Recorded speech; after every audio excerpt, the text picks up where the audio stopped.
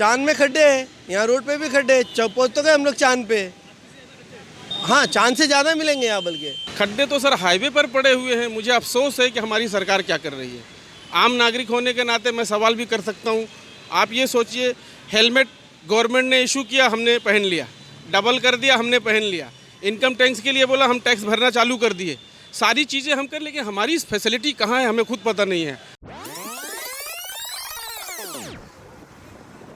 A city spanning over 6,328 square kilometers, with super rich skyscrapers, has the country's highest vehicle density, and well, of course, the Mumbai Municipal Corporation, the richest municipal body in India. But looking at the condition of the city roads, like many Mumbaikars, you too might wonder, where did the money go? Dharavi में तो बहुत ही है खड्डे, तो देखा जाए तो खड्डे से वो भी ऐसा होता है कि सिग्नल लग गया और अचानक में गाड़ी रुकाने में जाए, गाड़ी फिसल जाती है, तो उसमें तो टेंशन आता है डायरेक्ट। गड्ढों की वजह से हम लोग गिर भी सकते हैं। जो बनाया था खड्डे वो भी पीर से खुल गए, अभी वो पीर से टूट गए, अभी उसका क्या करेंगे हम लोग। जगह जगह पे से खड्डे ऐसा पानी भर जाएंगे ना, गाड़ी चलाते हुए ऐसा लगता है बाबा वो रोड क्लियर है, मगर ऐसा चलाएंगे ना फेस टू फेस, तभी ऐसा लगता है बाबा वो सच्ची में ही खड्डा है, और गिर भी जाते हैं वहाँ पे।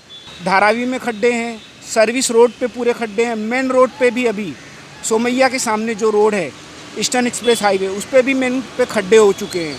अब मैं देखता हूँ कि बीएमसी वाले कोशिश तो करते हैं बनाने की, लेकिन वो विद इन 2 डेज़ थोड़ा भी अगर बारिश ज़ोर से हुआ तो वो जितना पैचअप है वो सब निकल जाता है और बहुत तकलीफ़ होती है। खासकर हमारा सौकअप तो ख़राब हो ही जाता है। हमारी बीएमसी कहाँ है, जबकि पूरे हिंदुस्तान का सबसे बड़ा बजट है बीएमसी।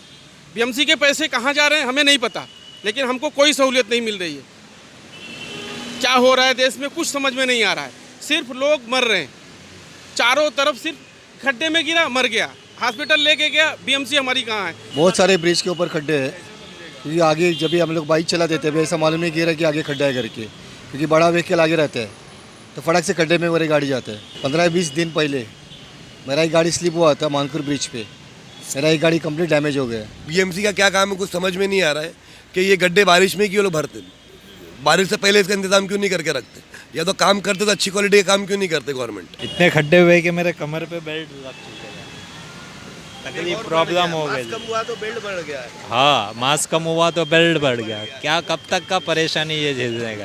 आप यहाँ साइन में ये ब्रिज उतरता है साइन का, जब वहाँ देखो कितने खड्डे, चाहे बनाते 2 महीने के बाद वापस से खड्डे चालू हो जाते। क्या मतलब का वो खड्डे करना है तो सरकार पूरे अच्छे से खड्डे भरे हुए ना एक ही बार में। हर टाइम बजट निकलता है बीएमसी का, अच्छा खासा बजट निकलता है, फिर भी ये हमारे रोड ऐसे क्यों है।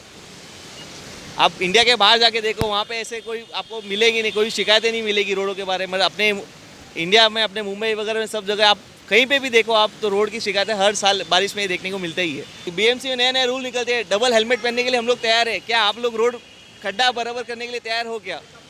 डबल हेलमेट नहीं पहना तो उसके ऊपर फाइन है, लेकिन अब ये जो रोड बराबर नहीं होता उसके ऊपर क्यों नहीं फाइन लगाते? जो आप जिनको कॉन्ट्रैक्ट देते हो उनके ऊपर क्यों नहीं फाइन लगाते आप?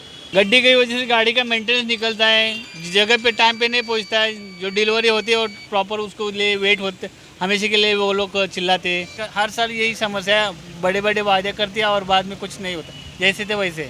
सबसे ज़्यादा मतलब आर्य कॉलोनी के पास आप देख लीजिए, जो वेस्टर्न एक्सप्रेस हाईवे जैसे आप राइट मारते हैं वहाँ पे देख लीजिए, और एक मैं बताता हूँ विले पार्ले जहाँ, और एक अंधेरी अम्बोली नाका है जहाँ पे आप रोड क्रॉस करने की कोशिश करेंगे ना, वहाँ पे हर रोज़ कोई ना कोई बाइक वाले गिरना ही गिरना है, उसमें कोई दो राय नहीं है कि वो बच सकते हैं। बीएमसी वाले का जो है ना, जो उनके जो हिसाब से हम लोग उम्मीदें करते हैं, जो मुंबई वासी हैं कि नहीं बारिश के टाइम में हम लोग को मतलब थोड़ा सपोर्ट किया जाए, कौन ऐसा जगह है पर्टिकुलर आप मुझे बता दीजिए कि बीएमसी वाले कोई एम्प्लॉय खड़ा है जो पानी निकालता हुआ दिखता रहेगा? कहीं के कहीं भी नहीं दिखता है। ये चीज़ों के ऊपर ना बीएमसी वाले ना एकदम बेकार हो चुके हैं, और ऐसा नहीं हम बता रहे हैं, बाकी लोगों के मुंबई के पब्लिक को भी देखिएगा कि ये सारा कुछ कहीं ना कहीं उनको डिफ़िकल्ट आती ही आती है। तो इन चीज़ों के ऊपर ना बीएमसी को ध्यान देना चाहिए, और मुंबई तो सिर्फ रोड में तो सबसे घटिया किस्म का हो गया है। In February 2022, the BMC presented a budget of Rs 45,949.21 crores for 2022 to 23, Rs 3,200 crores for the ambitious coastal road, and Rs 2,200 crores for roads and traffic operations. With such a huge expenditure on infrastructure, the city roads continue to look like the crater-ridden surface of the moon. As per this year's data, the BMC has filled around 12,200 potholes using 1,258 metric tons of coal mix which is produced at the civic body's asphalt plant in Worli. BMC Chief I.S. Chahal had told Times of India that they intend to make all roads in Mumbai concrete, given that the chances of potholes on these are considerably less. CM Eknath Shinde too has directed the MMRDA and MSRDC to set up an independent agency to fill up potholes and ensure there is no traffic jam in the metropolitan region. जो काम करें ठोस करें, ये नहीं कि 100 रुपये का काम करके 1,000 रुपये का बजट पास होता है, 100 रुपये का काम करके 900 रुपये जेब में डालने वाला काम ना करें सर। मेरा यही अनुरोध है कि जो काम कर रहे हैं ठोस और मजबूती के साथ करें सर, क्योंकि अल्टीमेटली हम भी टैक्स पेयर हैं सर, हम भी गवर्नमेंट को टैक्स पे करते हैं। और गवर्नमेंट को टैक्स पे करने के बाद जैसे फॉरेन कंट्रीज़ में, गल्फ़ कंट्रीज़ में आम नागरिक को सुरक्षा प्रदान की जाती है, सड़कें मजबूत होती हैं, मेडिकल इंफ्रास्ट्रक्चर स्ट्रॉन्ग होता है, वो सारी चीज़ों पे ध्यान देंगे तो ज़्यादा अच्छा है।